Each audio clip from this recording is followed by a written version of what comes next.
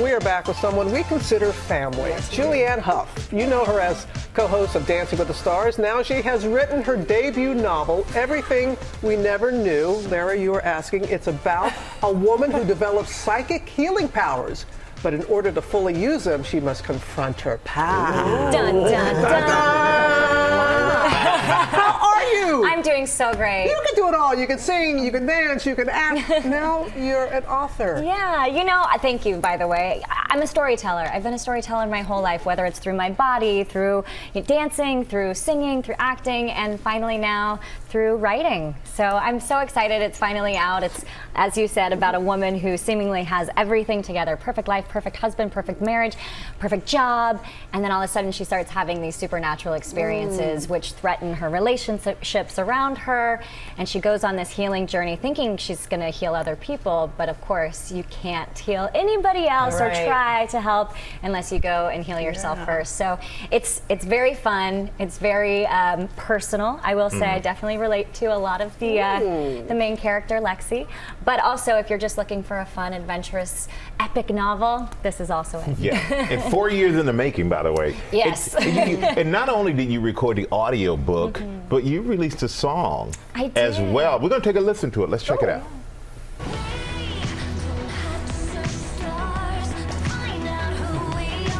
You can join in. Go ahead and sing. You're lip syncing. Go ahead.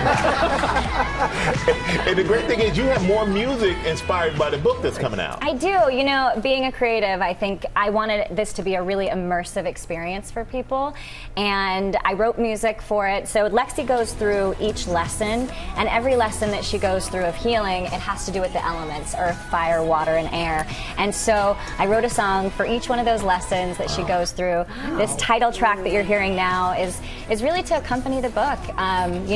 Her senses are heightened in the book, so she can see things, smell things, taste things, and have experiences with other people and their memories. And so I just was like, well, this would be a very fun way to experience the creativity. It just felt really fun. And there's actually a QR code in the back of the book that people can take an elemental quiz to figure out what their elemental makeup is. Like if they're like earth, fire, water, air, and like how to balance out your life, I like do that in a commercial break. Never taken that quiz. It's all immersive. I was struck by the dedication in your book. I'm going to read it to everybody.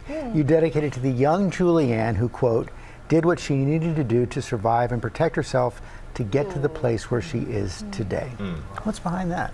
I think a lot of us, we have life, we've experienced life, and whether you grow up and have a system of protection that you put into place for yourself, I definitely had that growing up, and part of what happens with Lexi in this book also that I experienced is you kind of have to go through a delayering process to take away that protective part, which you think is actually going to be there to, save and protect you.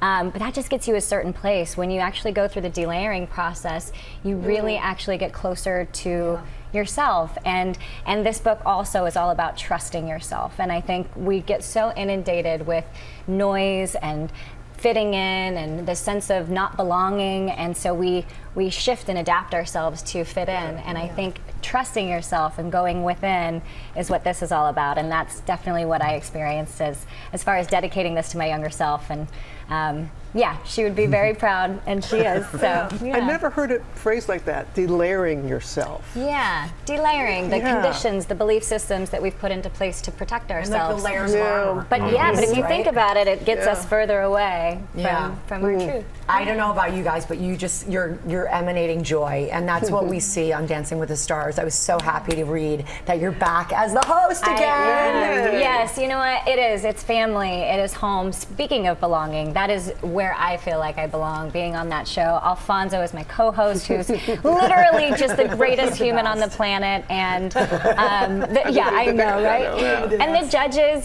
we've got Bruno and Derek and Carrie Ann back, and it's just going to be amazing. I know. This really is family. This is home. It's so great. And what's amazing is season 33. Incredible. I think we were talking about this earlier. We couldn't believe it's 33 seasons. So I'm curious, Yes. you're casting the show. Yes. Who do you want to see on? Who do you want to see next? I was just asking that. I know, we were talking about it. You know, I don't know if there are rumblings about this, but I think internally everybody's talking about, you know, one of the Kelsey brothers would be amazing. I mean, Jason's like not playing, right? So, Right? And did then I you go just ahead drop and- something? You basically said one of the Kelsey brothers, but you named the only one that did.